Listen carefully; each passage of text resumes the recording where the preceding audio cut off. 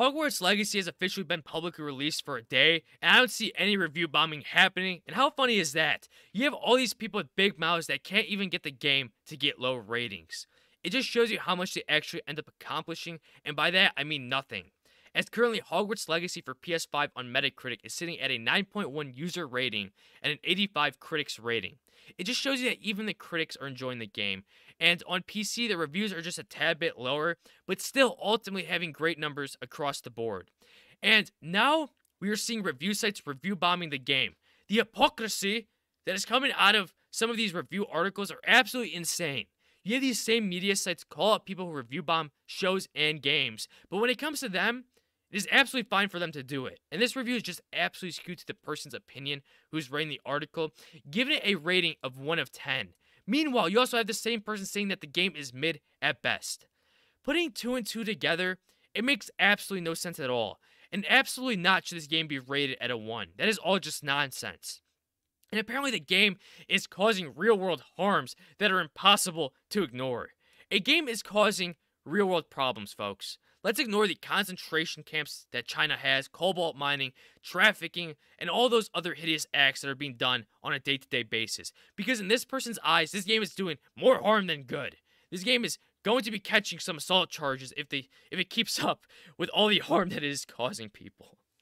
The places some of these people's brains are at is absolutely crazy, and essentially the article is summed up here. The story is rooted in anti-Semitic tropes, the gameplay feels dated, the graphics feel like they're a couple of generations behind, all the characters are one-dimensional, it doesn't stay true to the established lore, every character feels like an off-brand version of the character we know and love. There's no sense of place, no magic, no heart. Of course this person would bring up anti-Semitism into her review, meanwhile having the game bringing the first ever transgender character in the Harry Potter world, as well as having many different persons of colors with many different ethnicities and backgrounds. And wow, the graphics feel so outdated. The point of this game was to bring the universe of Harry Potter into your hands and for you to be able to play it. If the gameplay is good and story is solid, graphics shouldn't be the priority. And many people are enjoying the game even with the supposedly outdated graphics, which I don't find to be outdated or a few generations behind. She even goes to as far as to say that the game doesn't stay true to the established lore. Meanwhile, you have the game developers recreating Hogwarts the castle to a 1-to-1 ratio, and even having different interest points such as Hogsmeade and the Forbidden Forest. The more I read of this person, the more it feels like she hasn't even touched or played the game.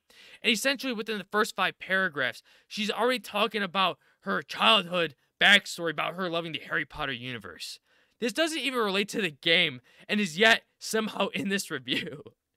And as well as, of course, talking about Rowling, who isn't even involved in the game development of this game in the first place, within the first few paragraphs. Then we continue to go down, and she is even saying that she doesn't even hate Rowling, and that her inner child still loves her. These people don't know what they want. They want to hate on Rowling, and then they don't. But they'll crap all over the Hogwarts Legacy game because Rowling is being the creator of the universe. It makes absolutely no sense. Then we have to get to essentially the very bottom of this review in order for us to get essentially to the actual review of the game.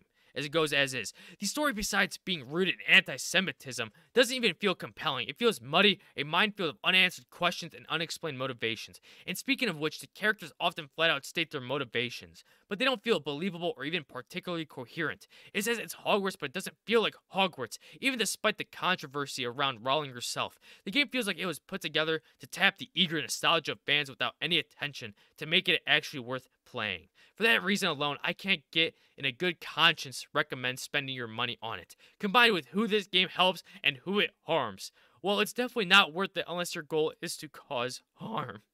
That's right, folks. If you buy this game, you're causing someone of the transgender community to be harmed. Let's not talk about all the harm sweatshops cause for their workers and also all the other topics I brought up at the very beginning of this video. Let's ignore all of that and just focus on a game that is supposedly going to benefit a billionaire, even though she's already a billionaire, and this will hardly affect her net worth, but apparently it's going to harm the transgender community as we continue on. And when you look at the reviewer, it is no surprise that she fits the image like a blanket of who you expect to have written this article. And that's not the only article that she's written. It appears that she's pretty darn into adult toys. We have a naughty individual we have here. And it's a crap ton of articles on adult toys with a few gaming and technology related articles sprinkled here and there. And this person on Twitter is getting absolutely ratioed every time she mentions herself publishing an article, or even retweeting people that are supporting her article on the Hogwarts Legacy review. And you can automatically just look at her Twitter name and just see what type of person she is, as well as having her nice resume in her bio. But her pinned tweet that we have right here is just getting absolutely destroyed in the comments. As we see right here, I couldn't care less for the Harry Potter franchise, but Hogwarts Legacy will be a day one purchase thanks to your review. And that's the ironic thing that these people are causing. They're causing people that weren't even interested in this franchise in the first place to now even having them wanting to play the game because of the amount of backlash that the game is facing. And it just continues to go on and on. It's okay, guys. This review is a clear reflection of how much this author hates themselves. I would hate myself too if I were him or them. But guys, that is not all. We also have people supporting the author of that article. And my God, these people are continuing to get absolutely wrecked. As with this person saying, standing ovarian to Wired and Gujana. But of course, it was a mistypo, guys. It was supposed to be ovation rather than ovarian. And this person, like no other, is getting absolutely destroyed in the comments. Get bent. The game is a blast. Worst review I've seen in my life. Honestly wondering if your review was biased from the start. IGN gave the game a 9 out of 10, and Metacritic gave it an 85% rating. You have a 1 out of 10. Something doesn't add up.